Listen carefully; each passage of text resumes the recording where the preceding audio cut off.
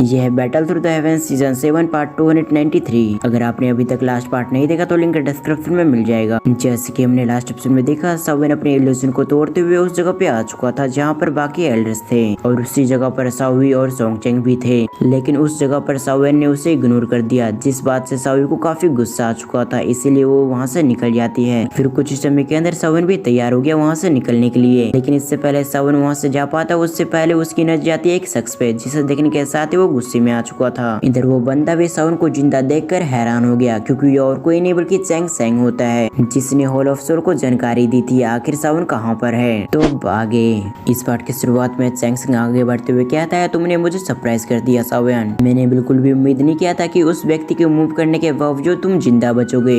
ऐसा लगता है कि तुम्हारी उम्र थोड़ी सी और बड़ी है, लेकिन तुम फिक्र मत करो, क्योंकि तुम्हारे पास जो लाइफ है वो कुछ ही समय के लिए है। उसके शब्द को सुनने के साथ ही सावन के चेहरे पे स्माइल आ चुकी थी। इसके साथ ही वो कहता है, पिल रियलम में जाने के बाद तुम कहीं छुप जाना, कहीं ऐसा ना हो कि तुम मुझे दिख जाओ। ऐसा हुआ तो परफॉर्म जोन सेक्ट का यंग मास्टर नहीं रहेगा। सावन की धमकी को सुनने के साथ ही उसके चेहरे पे स्माइल आ चुकी थी। इसके साथ ही वो कहता है, क्या ऐसी बात है, लेकिन ये सेम बात तुम पर भी अप्लाई होती है। ये कहने के साथ ही उसने सावन को सर पास करते हुए उस ओल्ड मैन के पास आ गया, जिसके बाद वो ओल्ड मैन से कुछ चीजें रिसीव करने के साथ ही वहाँ से निकल गया। अब उसे जाते हुए देखकर सावन के चेहरे पे करवाहट वाली स्माइल आ गई थी। फिर वो अपने मन में कहता है, समय आ चुका है कि मैं भी यहाँ से निकलूं। ये कहने के साथ ही उस ओल्ड मैन के पास आकर कुछ चीजें रिसीव करता है। अगले सीन में हमें खंडर से दिखने वाली जगह को देखते हैं, जहाँ पर एक फिगर हवा में फ्लोट कर रहा था, और वो भी बिना किसी विंग्स के। हमें पता चलता है ये और कोई नहीं बल्कि सावन है। वो अपने मन में कहता है, तो ये पिल रियलम है। ये कहने के साथ ही वो आसपास की चीजों को स्कैन कर रहा था। कुछ समय नीचे की ओर ढंग से दिखने के साथ ही सावन के चेहरे पे स्माइल आ चुकी थी। इसके साथ ही वो अपने मन में कहता है, तो ऐसी बात है। ये कहते हुए सावन ने अपने स्टोरिंग से एक स्क्रोल को बाहर निकाल लिया, और इस स्क्रोल को उसी ओल्ड मैन ने दिया था सावन को, और इसके अंदर जितने भी मेडिसिन लिखे हुए उन सभी को सावन को लेके आना होगा, जिसके बाद ही सावन सेकंड स्टेज पे जा पाएगा। सावन उस स्क्रोल को ओपन करते हुए अपने मन में कहता है, पिल गैदरिंग कंपटीशन ने तो सचमुच हमें अपना गुलाम मान लिया है। जिनकी बातों को हम नहीं मानते तो हम सेकंड स्टेज पे नहीं जा पाएंगे। ये सब सोचते हुए सावन के चेहरे पे स्माइल आ चुकी थी। जब सावन उसके अंदर लिखी हुई होप्स के नाम पढ़ते तो सरप्राइज हो गया था। इसके साथ ही अपने मन में कहता है, ऐसा कैसे हो सकता है, क्योंकि उस स्क्रोल के अंदर 3 चीजें लिखी हुई थी, जो चीज बहुत ज्यादा रेयर थी, और इसके बारे में सावन को भी इंफॉर्मेशन होती है। वो कहता है, ये तीनों मेडिसिन काफी रेयर है। इसके साथ ही इस दुनिया में यानी कि इस पिल रियलम में इसे ढूंढना काफी मुश्किल है। फिर वो एक गहरी सांस छोड़ते हुए कहता है, आप क्या ही कर सकते हैं, जो इसके अंदर लिखा है उसे करना होगा। ये कहते हुए उसने मैप को भी ओपन कर लिया। जैसे उसने मैप को ओपन किया, उसी समय वो एक बार फिर से सरप्राइज हो गया। सावन हैरान होते हुए अपने मन में कहता है, आखिर इस मैप के अंदर 3 जगह मार्क क्यों करे गए हैं? क्या जो 3 मेडिसिन मुझे चाहिए ये इन तीनों जगह पर मिल सकते हैं? ये सब सोचते उसके चेहरे पे स्माइल आ चुकी थी, क्योंकि अगर ऐसा हुआ तो सावन को ज्यादा मेहनत नहीं करना पड़ेगा। जब सावन इसके बारे में सोच रहा था तभी उसने कुछ सेंस किया, इसलिए वो वहाँ से डिसअपीयर हो गया। अगले सीन में हम लगभग 10 आदमी को देखते हैं जो कि एक जगह लैंड होते हैं। इसके साथ ही वो काफी खुश हो चुके थे। जैसे उस व्यक्ति ने अपने कदम को नीचे जमीन पर रखा था, उसी समय जमीन हटने लगती है और पलक झपकते वहाँ पर एक बड़ा सा गड्ढा हो गया था। इसके साथ ही उस गड्ढे के अंदर से एक पाइथन निकलता है, जो कि आते ही उस व्यक्ति पे अटैक कर देता है ताकि उसकी जान ले सके।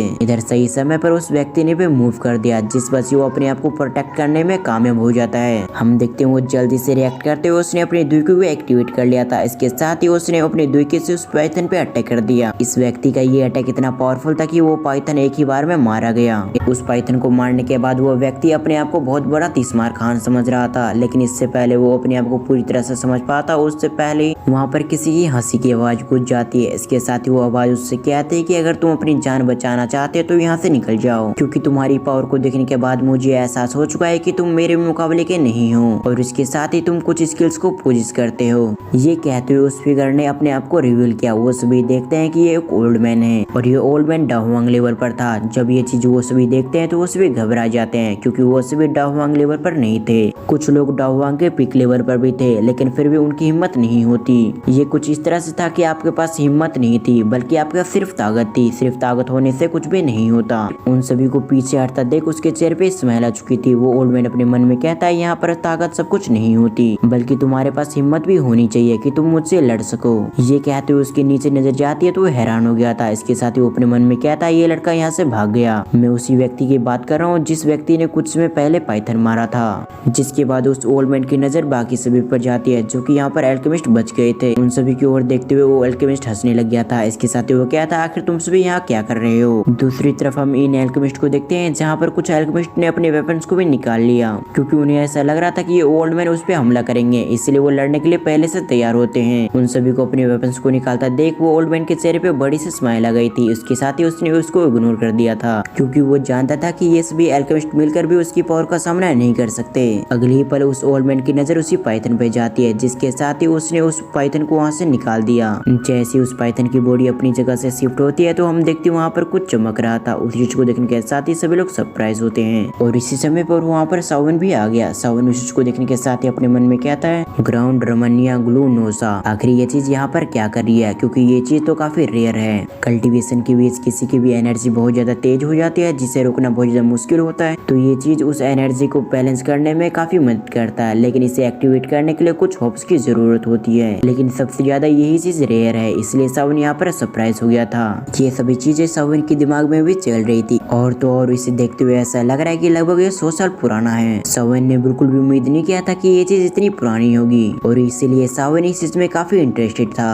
और अगली बार सावन की नजर शिफ्ट होकर उसी ओल्ड मैन पे आ चुकी थी। इसके साथ ही वो अपने मन में कहता है, भले ये इंसान काफी बुरा हो परंतु इसकी निगाह ही झील की है, क्योंकि इस ओल्ड मैन ने एक ही बार देखते हुए ये समझ लिया कि यहाँ पर जरूर ये चीज होगी। सीन शिफ्ट होकर इधर हम उसी ओल्ड मैन को देखते हैं जिसकी निगाह अभी भी उसी पर थी। उस रेयर मेडिसिन को देखने के साथ ही उसकी आंखों में चमक आ चुकी थी। इसके साथ ही उसने उसे पकड़ लिया। तभी उस ओल्ड मैन ने किसी चीज को सेंस करने के साथ ही बाकी सभी की ओर देखा, जहाँ पर उन लोगों की नजर भी उसी चीज पे थी। उन्हें देखते हुए ऐसा लग रहा था कि पलक झपकते वो कभी भी इस चीज को ले लेंगे। जब ये चीज वो ओल्ड मैन देखता है तो उसके चेहरे पे बड़ी सी स्माइल आ गई थी। इसके साथ ही वो कहता है, तुम लोग मेरी मेडिसिन होप्स की तरफ ऐसा नहीं देख सकते, तुम्हारे पास कुछ समय है, इसलिए तुम जल्द से जल्द यहाँ से निकल जाओ, वरना ये तुम्हारे लिए अच्छा नहीं होगा। ये कहने के साथ ही वो ओल्ड मैन वहीं पर रुक गया। उस ओल्ड मैन की बातों को सुनने के बाद उस एल्केमिस्ट को भी समझ में आ गया कि अब उन्हें निकलना होगा, लेकिन वो लोग जाते हुए एक टक उस मेडिसिन की ओर देख रहे थे। भले ये मेडिसिन काफी रेयर हो, लेकिन सबसे ज्यादा उन्हें अपनी जान प्यारी थी, इसलिए वो सभी वहाँ से निकल जाते हैं। उस एल्केमिस्ट ग्रुप को ज्यादा देख वो ओल्ड मैन अपने मन में कहता है, एक और ग्रुप जो कि पूरी तरह से स्ट्रेस से भरा हुआ है और सबसे बड़ी बात कि इनके अंदर हिम्मत भी नहीं है कि ये किसी से लड़ सके। ये कहने के साथ ही उसकी नजर जाती है फिर से उसी मेडिसिन पे, जिसे देखते हुए वो अपने मन में कहता है, अब मुझे इसे रख देना चाहिए।